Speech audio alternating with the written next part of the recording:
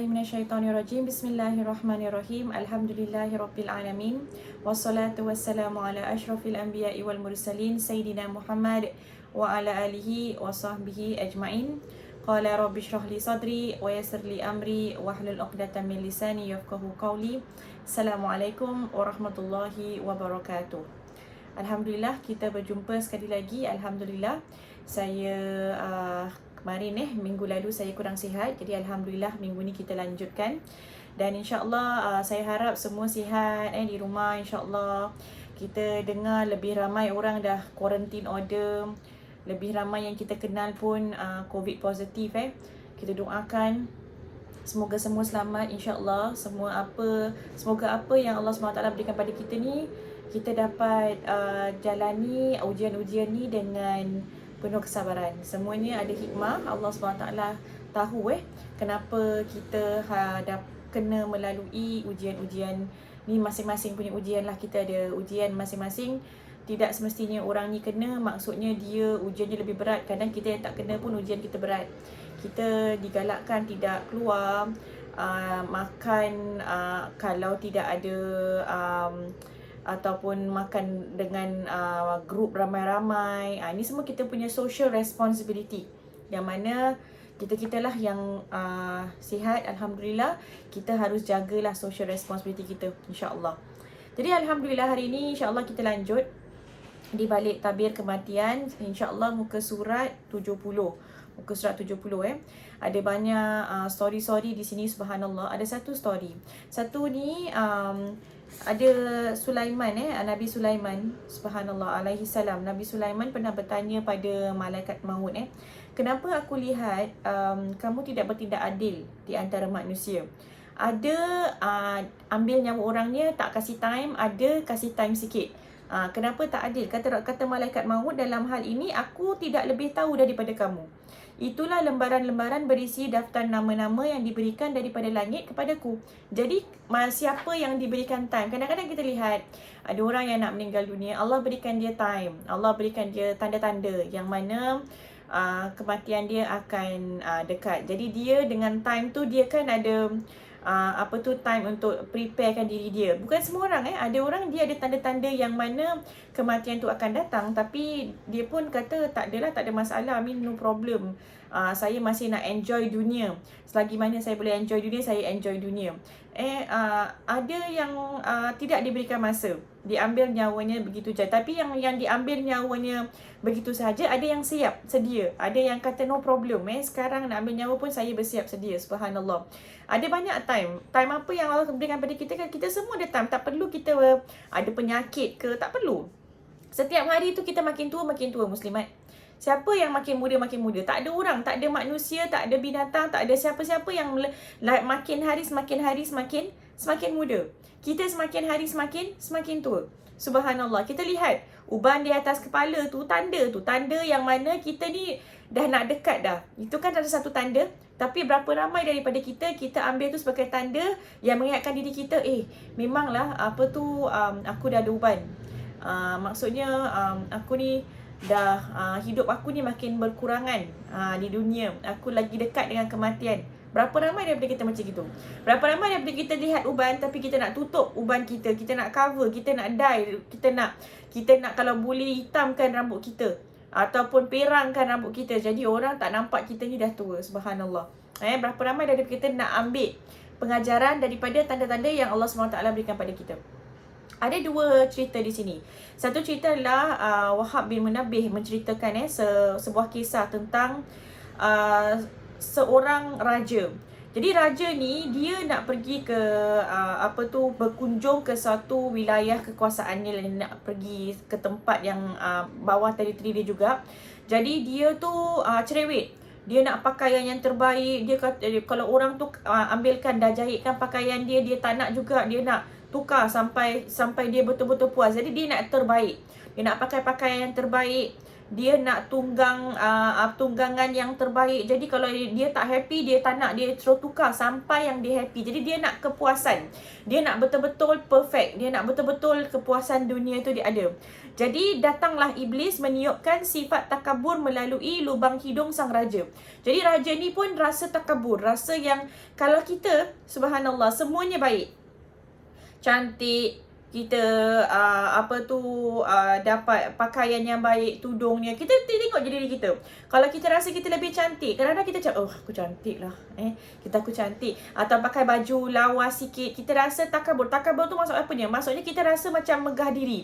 Kita lihat orang lain, kita tengok macam, aku ni lebih daripada engkau, aku lebih cantik daripada engkau, baju aku lebih cantik. Apalagi kalau kita pergi orang kahwin atau majlis-majlis orang kahwin, adakah kita pakai baju cantik tu untuk rasa kita ni lebih daripada orang lain, kita lebih cantik daripada orang lain? Subhanallah.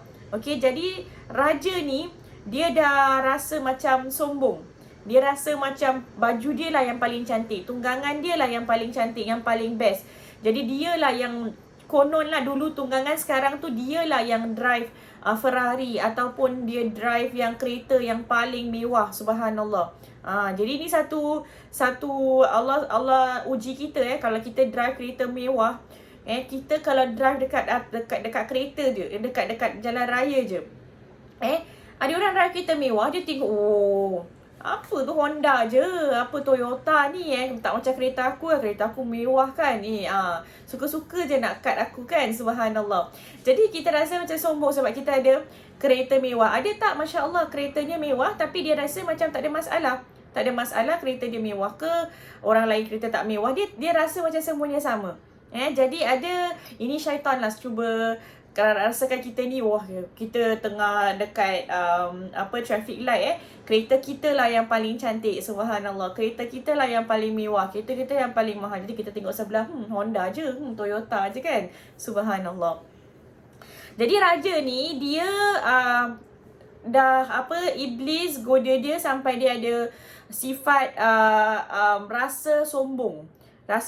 Jadi dia memandang orang lain dengan sebelah mata. Maksudnya dia memandang rendah orang lain. Tiba-tiba ada satu orang yang mana penampilannya kusut masai datang. Jadi ia mengucapkan salam kepada raja. Raja ni tidak menjawabnya. Jadi merasa terhina, orang itu kemudian merampas tali kuda raja tu. Raja rasa marah dan membentak, lepaskan, kamu telah melakukan kesalahan besar. Tapi orang tu dengan berani melawan, aku ada satu permintaan kepada anda. Dia kata sabar, kata raja sabar sampai aku berhenti nanti. Dia kata tak, sekarang juga. Orang ni dia kata sekarang juga. Dengan paksa ia menarik tali kuda sang raja sehingga kuda itu berhenti. Raja lalu berkata, ayuh katakan apa keperluanmu. Apa yang kau nak sekarang, kau stop aku kan, apa yang kau nak? Ini rahsia, jawab orang itu. Maka raja lalu mendekatkan kepalanya ke orang itu. Dan sambil berbisik, orang itu berkata, aku adalah malaikat maut. Bayangkan dengan dalam keangkuhan, dalam kesombongan, dengan rasa kita ni serba cukup dunia kita, serba cukup baju kita, serba cukup pakaian kita, cara makan kita, kita tengah enjoy, subhanallah, kita ada bisikan yang mengatakan, aku ini malaikatul maut. Apa jadi dengan raja ni? Raja ni pun wajahnya berubah pucat lesi, lidahnya kelup.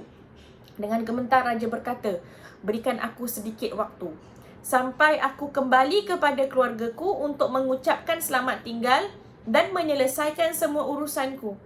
Kan? Orang yang tidak siap sedia untuk kematian. Orang yang mana dia fokusnya kepada dunia. Apabila fokusnya kepada dunia, malaikatul maut datang, maka dia belum sedia untuk pergi. Betul tak? Kasih aku time sikit. Kasih aku time, ada lagi benda aku belum settle. Malaikatul maut tu berkata, demi Allah tidak boleh. Kamu sudah tidak sempat lagi melihat keluargamu, hartamu dan kerajaanmu. Setelah berkata begitu, malaikat maut pun langsung mencabut nyawa raja itu. Subhanallah. Jadi raja itu pun jatuh tersungkur seperti sebatang kayu kering. Allahu Akbar. Ini nak menunjukkan kita, kadang-kadang kita lalai, dengan kesombongan kita. Kita ada banyak harta, kita ada kesombongan kita dengan kita rasa kita lah yang paling cantik, kita lah yang paling kaya, kita lah yang paling rumah kita lah yang paling cantik, kereta kita lah yang paling mewah, anak-anak kita lah yang paling pandai. Dengan itu kalau malaikatul maut datang, maksudnya kita belum sedia untuk kematian. Belum sedia untuk menghadap Allah, sebab kita tahu kita masih bergelumur, kita masih dengan dunia kita, masih terlalu fokus kepada dunia kita. Subhanallah. Maka malaikat maut ni diteruskan perjalanannya. Teruskan perjalanannya, jumpa dengan seorang yang beriman. Mengucapkan salam kepada orang tersebut, mukmin itu membalas salamnya. Dan dia malaikat maut pun berkata, aku punya keperluan denganmu. Aku ingin mengatakan sendiri dekat telingamu. Baiklah, silakan, jawab si mukmin itu. Malaikat maut lantas berbisik, aku adalah malaikat maut. Sama seperti tadi. Tapi bila raja tadi dibisik aku adalah malaikat maut, dia jadi panik. Kasih aku time sikit, belum siap ni, belum ready ni kan. Macam kita ni belum siap untuk exam kan, untuk exam surprise, katakan surprise test. Teacher datang masuk, okay hari ni ada surprise test. Nanti wait, I still haven't study ya. Buka buku mana boleh masukkan lah kan, sebab apa nak exam. Okay, I give you 5 minit lah. Kalau 5 minit ada tu pun bagus. Kalau teacher kata no, close your books, habislah. Belum belajar, tak ulang kaji, habislah test tu, betul tak? Tapi lain dengan ada orang yang mana dia, cikgu tak perlu bilang dia pun ada test. Dia ready dia. Apa cikgu ajar, dia belajar, dia ready. Dia balik rumah, dia ulang kaji. Jadi bila cikgu kata ada test, dia kata okay, I'm ready. Saya sedia, sebab apa? Saya dah belajar, saya dah ulang kaji. Saya tahu nanti satu hari saya akan akhirnya duduk peperiksaan juga. Jadi saya akan belajar. Subhanallah. Orang yang dah sedia dan orang yang bukan sedia. Jadi mukmin ni bila dia dengar malaikatul maut kata aku adalah malaikat maut. Bayangkan muslimat, bayangkan kita ni ada yang datang depan kita dan kata satu hari ni akan datang orang yang mana akan memperkenalkan kita dengan malaikatul maut. Saya dan muslimat semua, kita akan berjumpa dengan satu lembaga, satu malaikat yang nama dia akan perkenalkan aku adalah malaikatul maut. Apa reaksi kita? Reaksi kita macam raja tu tadi ke? Tengah terpinga-pinga, nanti kasih aku time, belum ready. Belum taubat, belum apa. Ataupun reaksi kita seperti orang mukmin ini. Apa orang mukmin ni kata? Jadi orang mukmin ni apabila dia tahu aku adalah malaikatul maut, apa kata orang mukmin ni? Dia menjawab, selamat datang. Ahlan wa sahlan bik. Wahai malaikat yang lama tidak pernah aku lihat. Allahu Akbar. Happy dia tengok malaikatul maut ni. Selamat datang dia bilang dengan malaikatul maut. Subhanallah. Apa reaksi kita agaknya kalau malaikatul maut datang? Kita boleh tak cakap selamat datang malaikatul maut, aku tengah tunggu-tunggu. Subhanallah. Apa kata dia lagi? Demi Allah, tidak ada siapa pun di muka bumi yang lebih aku tunggu-tunggu untuk boleh bertemu selain kamu. Subhanallah, dia menunggu kehadiran malaikatul maut. Dia tahu malaikatul maut akan datang tapi tak tahu bila. Subhanallah. Dan dia tunggu ni. Maksudnya dia dalam keadaan bersedia. Mendengar itu malaikatul maut berkata dengan dia, selesaikan dahulu urusanmu yang membuat kau pergi. Sekarang dia tengah berpergian kan, apa urusan kau buat dulu. Kasih time. Allah berikan dia time nak buat apa-apa. Mukmin ni menjawab apa? Aku tidak punya urusan lain yang lebih penting dan lebih aku sukai daripada bertemu dengan Allah. Tak ada lain yang penting lagi. Kau datang nak ambil nyawa aku, ambil lah. Tak ada lagi penting. Kalau kita nanti tunggu sekejap nak makan asam pedas, tunggu sekejap nak makan ni, tunggu sekejap nak gini, tunggu sekejap nak enjoy, tak ada apa-apa lagi. Tunggu sekejap kita nak minta maaf, tunggu sekejap kita nak solat dulu, nak buat taubat, tak. Orang ni sedia. Tak ada apa-apa lagi yang penting. Ambil lah sekarang. Subhanallah. Mudah-mudahan kita jadi seperti orang ini Subhanallah. Apabila malaikatul maut datang, kita ni siap, sedia je. Alhamdulillah, selamat datang Kita dah ready. Subhanallah, ready. Jadi nampak dua kejadian yang sama, malaikatul maut datang, tapi yang mana satu belum siap untuk tinggalkan dunianya, hartanya, dan satu yang mana telah siap untuk kematian. Jadi kita yang mana, kategori mana ni? Subhanallah. Okey. Jadi mukmin ni kata, aku dah tak ada apa-apa lagi, ambil saja aku. Malaikatul maut pun kata, kalau begitu silakan kamu pilih waktunya bila aku akan mencabut nyawamu. Boleh pilih waktu ni, kata malaikat maut, okey, bila kau nak aku cabutkan nyawamu? Sebab dia dalam keadaan constant, dah siap sedia nak kembali kepada Allah SWT. Jadi dia tanya, jika kamu memberikan kesempatan, jadi kamu memberikan aku kesempatan, jadi I have a choice. Saya boleh pilih ni bila saya nak meninggal dunia. Boleh? Dia kata malaikat, boleh. Jadi semua kehendak Allah SWT. Allah nak kasih dia pilih. Kalau begitu, biarkan aku untuk berwuduk dan solat terlebih dahulu. Setelah itu, cabutlah nyawaku saat aku sedang bersujud.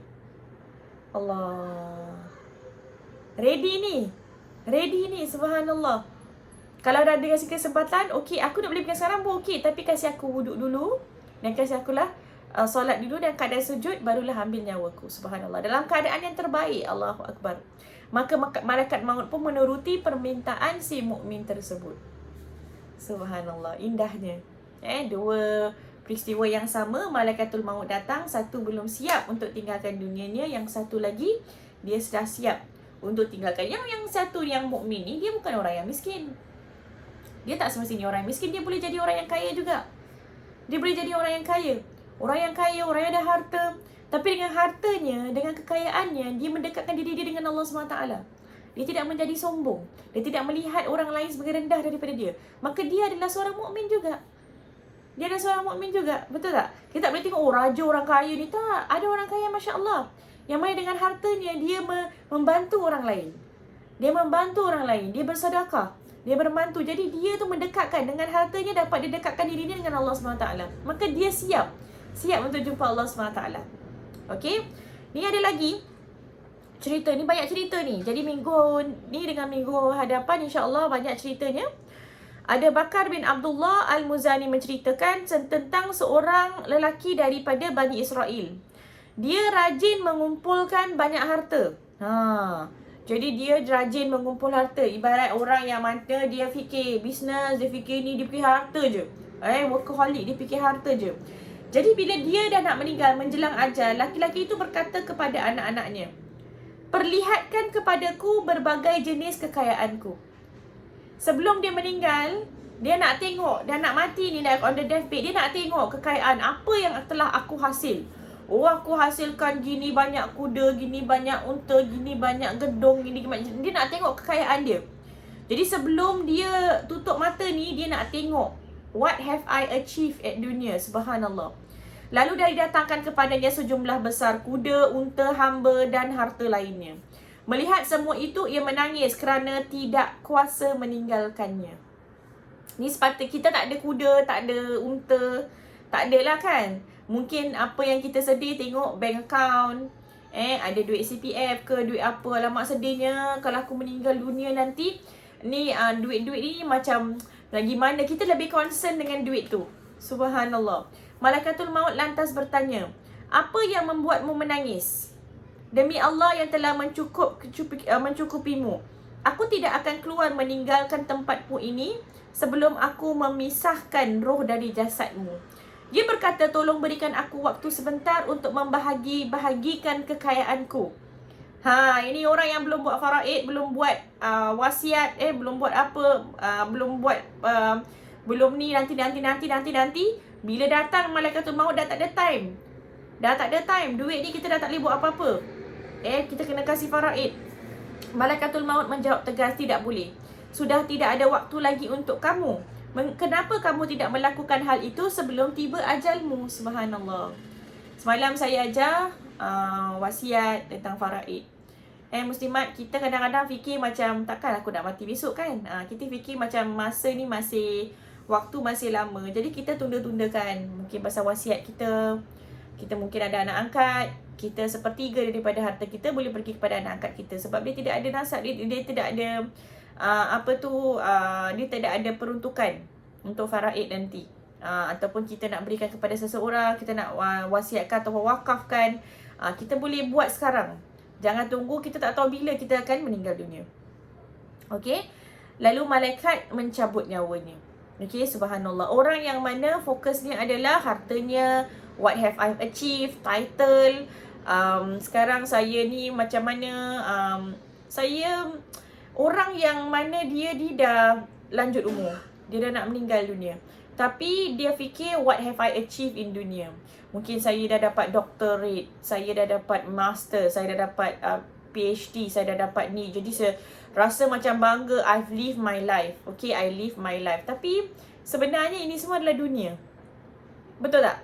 Awak doktor macam mana pun, awak ada doctorate, awak ada masters, awak ada apa-apa pendidikan tinggi-tinggi, awak CEO, awak boss, manager, business, kaya macam mana pun, takkan masuk dengan awak masuk dekat dalam kubur. Kita takkan bawa benda ni semua, kekayaan kita, title kita dalam kubur. Tak bawa dah. Kan? Tak bawa. Jadi kita kadang-kadang manusia ni, saya subhanallah, saya pun fikir banyak lah. The past few days kita fikir subhanallah. Kita ni nak every day kita fikir pasal dunia, fikir pasal nak berjaya, tak salah.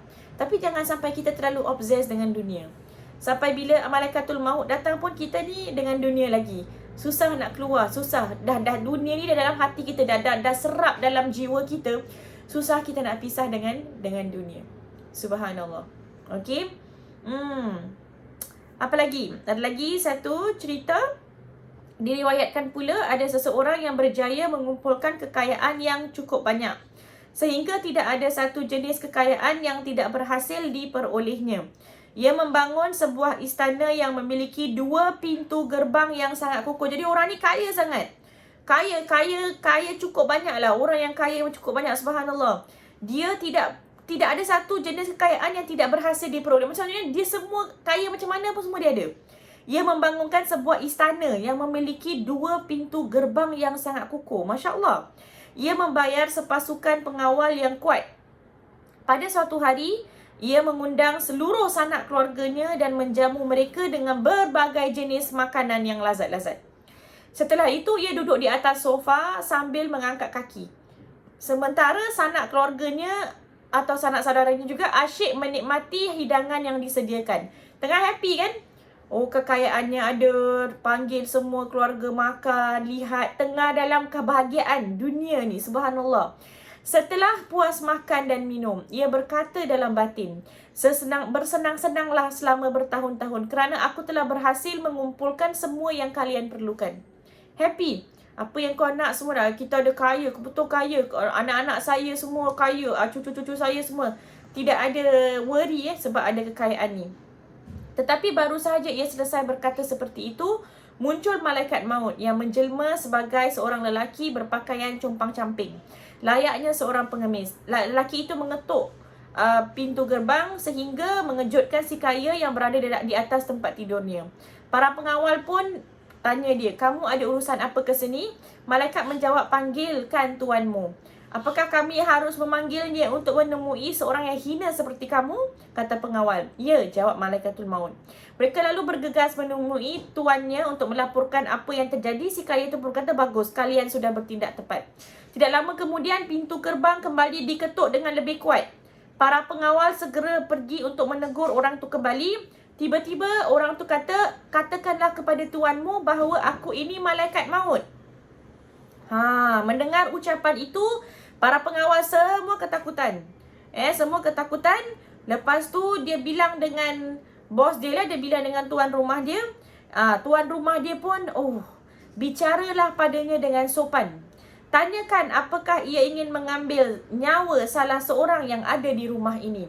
Dia tahu malaikatul maut ada, tapi dia pun tak fikir yang dia akan meninggal dunia. Dia tanya lagi, adakah malaikatul maut tu nak ambil salah satu nyawa yang ada dalam rumah ni? Tiba-tiba malaikatul maut pun masuk, berdiri depan mereka. Maka dia kata dengan orang kaya tu, berbuatlah sesuka hatimu kerana aku tidak akan meninggalkan rumah ini sebelum aku mencabut nyawamu. Subhanallah. Cerita ni memang Masya Allah, banyak pengajaran yang kita dapat.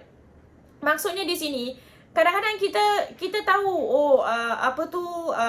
malaikatul maut tu dah macam kat depan. Macam mungkin kita dalam accident atau dalam kapal yang mana nak tenggelam, ataupun dalam kapal terbang yang mana akan crash. Kadang-kadang kita rasa macam kematian tu belum lagi close to our heart tau. Orang lain. Mungkin orang lain akan mati, bukan aku. Orang lain. Aku tak nak fikir kematian. Jangan cakap pasal kapal terbang atau apa. Cakap pasal COVID-19 ni aja. COVID-19 ni ada. Kita rasa macam, wow, aku takkan matinya. Aku muda. Mana ada orang 30-an meninggal? Tak ada. Ni semua orang tua-tua je meninggal. Jadi kita rasa macam safe gitu. Padahal di ambang pintu ni, kita ni, apa-apa boleh terjadi. Ini satu kesedaran untuk membawakan kita kesedaran pada kita yang mana kita boleh mati anytime. Kita boleh mati anytime, subhanallah. Baby kecil pun mati kerana COVID-19. Boleh meninggal dunia kerana COVID-19. Subhanallah. Orang yang muda pun boleh meninggal dunia kerana COVID-19. Jadi sama dengan ni. Kerana kita ni macam dah di depan kita ni. Tapi kita tak macam masih belum like hit it tau. Macam bukan akulah. Tak mungkin aku yang akan meninggal dunia. Mungkin orang lain lah. Mungkin orang lain. Mungkin kita dah lanjut umur kita. Mungkin kita dah 80 tahun. Kawan-kawan kita yang 70-an dah meninggal dunia, yang 60-an dah meninggal dunia, yang 80-an dah meninggal dunia, yang 90-an dah meninggal dunia. Kita yang 80-an ni kita rasa macam, nantilah bukan aku. Masih lama lagi. Aku rasa okey je. Diorang semua ada penyakit. Aku okey sebab aku makan jamu ni. Sebab aku makan suplemen ni. InsyaAllah. InsyaAllah tak mati. Rasa macam dah di sana dah. Tapi kita rasa orang lain dah mungkin nak dia punya time lah. Bukan belum kita punya time, masih lama. Subhanallah. Pengajaran apa yang kita dapat lagi? Pengajaran yang mana orang ni kaya ni, semua dia ada. Manusia ni kita takkan rasa cukup. Kaya macam mana mesti nak lagi. Rumah cantik macam mana mesti nak lagi. Baju cantik macam mana mesti nak lagi. Betul tak? Kita nak lagi. Makanan lebih sedap macam mana nak lagi. Kita mesti nak lagi. Tak ada kepuasan. Kita selalu macam nak yang lebih baik. Inilah dunia. Jadi dalam kita mengejar segala-galanya, kadang kita ni bilang diri kita, aku takkan happy, aku takkan bahagia selagi mana aku belum sampai, selagi mana aku belum dapat ni, selagi mana aku belum kaya, selagi mana aku belum beli rumah, aku takkan happy, selagi mana aku tak ada kereta, aku takkan happy, selagi mana aku belum kahwin, aku belum takkan happy, selagi mana anak-anak aku belum kahwin, aku takkan happy. Kita letakkan syarat yang banyak tau untuk kita jadi happy. Dan kadang-kadang kita ni sampai mati pun dah syarat dia dah terlalu banyak. Sampaikan kita sampai mati pun kita tak pernah happy. Tak pernah bahagia. Sebab apa syarat kita ni? Kalau aku dapat ni baru aku happy. Kalau dapat ni baru aku happy. Kalau aku dah sekarang iPhone 13 keluar kan? Aku takkan happy kalau aku tak ada dapat iPhone 13. Katakanlah gitu kan. Kita takkan happy, subhanallah. Jadi kita ni manusia ni kalau kita nak kejarkan dunia, bila nak siap untuk mati kan? Dia kena together. Ada orang kata mana ada time, nanti kita dah 40 tahun dah baru kita ingat mati. Tak. Together. Sebelum 40 pun boleh meninggal dunia. Kejar dunia tapi dengan cara yang betul. Ada orang dia kata dunia pergi kerja. Solat tak. Semua sama sebenarnya. Semua adalah ibadah. Okay? Alright. Okay. Jadi orang kaya tu pun suruhlah para pengawal dia ambil semua hartanya ke hadapan. Dia masih nak tengok hartanya. Setelah semua berada di depan matanya, ia berkata, semoga Allah mengutukmu, wahai harta, kamu telah memalingkan aku daripada ibadah kepada Tuhanku dan menghalangi aku daripada taat kepadanya. Jadi dia dah nak mati. Dia suruh pengawal dia semua kumpulkan harta dia. Dia marah harta dia. Pasal kau lah aku lupa Allah. Allah membuat harta tu untuk seketika dapat berbicara, dapat bercakap. Kata harta tu, kenapa engkau caci maki aku? Kenapa kutuk aku? Padahal kerana akulah engkau boleh dekat dengan para penguasa. Sementara orang-orang yang bertakwa kepada Allah justru mereka usir. Kalau kita nak ada harta, sebenarnya kita dengan harta kita boleh tolong orang tak? Boleh tolong orang. Tapi kita nak dekat dengan harta kita tu, kita dekat dengan orang yang ada harta. Orang yang nak ada nama, orang yang ada pangkat. Jadi dengan harta kita, sebenarnya tak payah kutuk harta kita. Dengan harta kita ada choice. Gunakan harta kita untuk bantukan orang lain, untuk dekatkan diri dengan orang yang perlukan. Tapi kita gunakan harta kita untuk name, fame, untuk kita jadi lebih popular, untuk kita dekat dengan orang lebih popular. Okay? Lepas tu kata harta itu kerana akulah kamu boleh menikah dengan wanita-wanita cantik, duduk bersama raja-raja dan membelanjakan aku di jalan kejahatan. Jadi apa tu pasal aku kerana duit, engkau duduk dengan wanita-wanita cantik buat kejahatan, Duduk dengan orang-orang yang berpangkat saja. Orang-orang ada yang orang kaya, dia nak duduk dengan orang kaya je. Dia tak duduk dengan orang-orang miskin. Ni apa ni semua, aku tak, bukan standard aku. Aku nak duduk dengan standard aku je. Dia kalau naik aeroplane nak duduk first class je. Nak duduk business class. Kalau dapat ekonomi tak boleh. Itu not my standard. Subhanallah. Dan aku selalu menurut je. Harta menurut. Kalau sahaja kamu mahu membelanjakan aku di harta kebaikan, nescaya aku akan memberi manfaat kepadamu. Harta ni cakap, it's your choice. Bukan salah harta. Kita yang salah gunakan harta. Kalau kita lah membelanjakan harta tu di jalan kebaikan, maka akan memberikan manfaat kepada kita. Kamu dan semua manusia diciptakan dari tanah. Sebahagian ada yang suka berbuat kebajikan dan sebahagian lagi ada yang suka berbuat dosa. Subhanallah. Dan malaikatul maut segera mencabut nyawa orang kaya itu dan terjatuhlah ia ke tanah. Allahu Akbar. Nampak tak? Tak boleh salahkan harta. Orang yang berharta, kalau kita kaya, macam nak buat apa Saya tengok video tadi. Saya tadi tengok video, ada seorang ni, baby dia tak ada tangan, dia tak ada kaki. Baby ni, subhanallah. Jadi, lepas tu dalam video tu ditunjukkan salah satu orang ni dekat Malaysia, apa nama dia saya lupa tadi. Dia pun tak ada tangan, dia tak ada kaki. Tangan dia sampai sini saja. Dan kaki dia sikit je lah. Kaki dia tak ada kaki. Jadi tangan dia pun lain, berbeza, subhanallah. Tapi bila saya lihat dia, saya kata subhanallah. Memang azam dia, memang Masya Allah. Strong will Strong will dia adalah seorang entrepreneur di Malaysia, subhanallah. Dia tak ada tangan, dia tak ada kaki. Sukri saya rasa nama dia. Tak ada tangan, tak ada kaki. Allahu Akbar.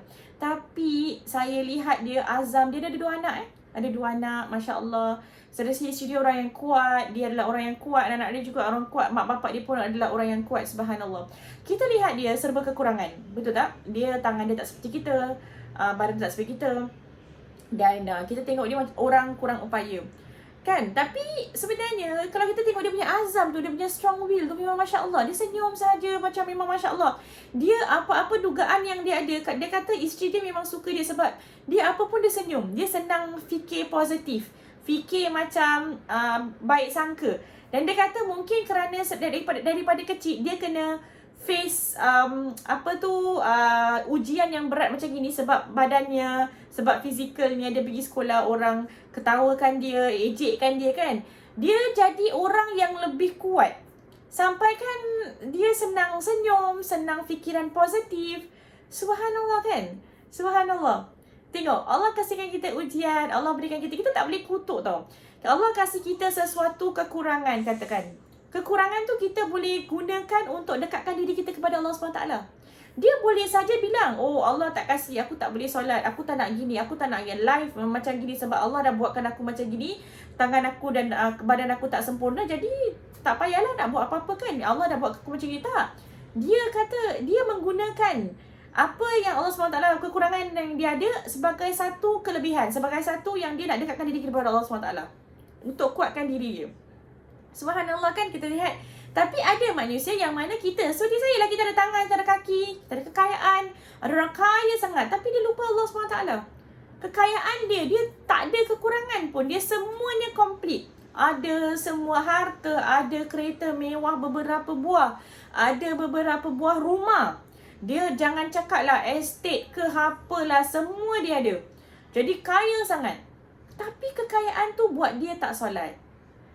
Kekayaan tu buat dia malas nak zikir. Kekayaan tu buat dia sombong. Kekayaan tu buat dia kedekut. Rasa bakhil, rasa macam susah nak bersedekah. Allahu Akbar. Jadi kekayaan, kelebihan yang Allah berikan, Allah SWT berikan pada dia sebenarnya satu kekurangan. Sebab kelebihan yang Allah berikan dia menjauhkan diri dia daripada Allah SWT. Jadi jangan salah kekayaan tu. Jangan salahkan harta itu. Sama seperti orang yang ada kekurangan, kekurangan itu boleh mendekatkan mereka kepada Allah SWT. Allahu Akbar. Subhanallah. Banyak lagi cerita-cerita. Nanti insyaAllah minggu hadapan kita akan lanjut. Ada lagi banyak cerita-cerita di sini yang memang Masya Allah, yang telah diriwayatkan banyak. Jadi kita boleh, kalau kita dengar cerita, kita senang ingat ataupun boleh ceritakan kepada anak-anak kita, ceritakan kepada cucu-cucu kita. Ini cerita yang telah terjadi. Jadi mereka pun faham. Oh, dengan cerita mereka lebih faham insya-Allah. Okey, alhamdulillah muslimat, dan di sini sahaja. InsyaAllah kita jumpa pada minggu hadapan. InsyaAllah kita semua sihat, InsyaAllah selamat, dan kita dapat jumpa pada minggu hadapan insyaAllah. Kita akhiri di sini sahaja. Wabillahi taufiq wal hidayah. Wassalamualaikum warahmatullahi wabarakatuh.